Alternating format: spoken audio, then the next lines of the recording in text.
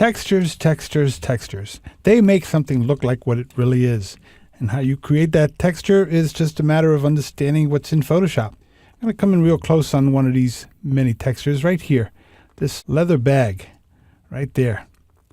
Getting closer, you'll see that it's got some pretty nice grain going through it right there.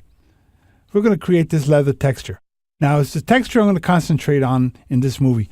All the little tones of the folds and stuff, like you see in these cool leather boots back here, that's all handled in the movie that deals with folds of fabrics and stuff. So right now, we're just going to create this texture.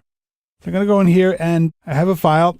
And I'm going to fill this file with this light gray in a layer right there.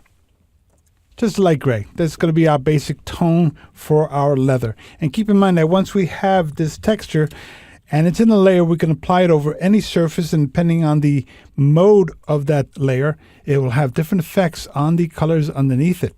So right now we're going to apply a series of filters. So what I'm going to do is I'm going to go into the filter gallery, which right now, there's my file, nothing's been applied, and I'm going to start to apply a series of filters. So I'm going to go in here and go to my textures and give it a little craquelure. Now, I'm going to apply another filter. I want it to be another filter, not replace this filter, so I'm going to say add another filter. And then the one that I just opened up, I'm going to start looking through here and find one that I know is going to give me a good effect, like bas relief. That's going to give me another one. So let me add one more. And on this one, I'm going to go to my distorts, and I have glass.